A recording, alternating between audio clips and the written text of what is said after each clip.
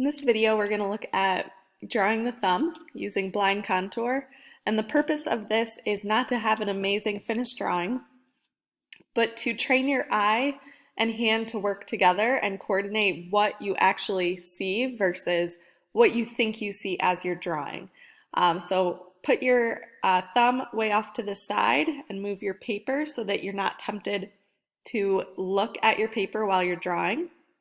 And remember to just stay focused on your hand and on your thumb.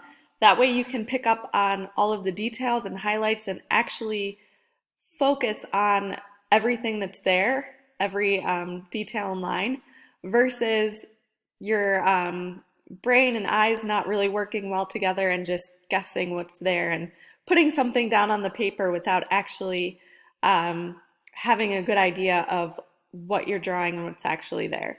So I'm going to go ahead and play this video so you can start to see the steps of drawing your thumb blind contour. As I'm just going around the outside of the thumb here, I'm making sure to look at all of the details of the thumb. So I'm not just drawing a quick outline, but I'm looking at all the different waves and details and how it's not a straight line, but it kind of curves in some areas. And then I'm also trying to really focus on the lines and details within my thumb, looking for areas that are lighter, areas that are darker, the angle that the nail is at, and then the different value changes or areas of highlight and shadow within the thumbnail. And this right here where I'm outlining is highlights. So I'm looking at areas that are lighter and darker than others as well in the main part of the thumb.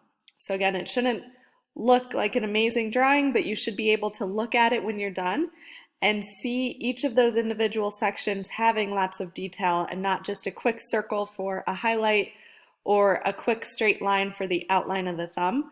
But every single line that you're creating should have a little bit of variation, and you should really be able to see that there's a lot of detail in that thumb, whether or not it looks good as a whole when it's put together.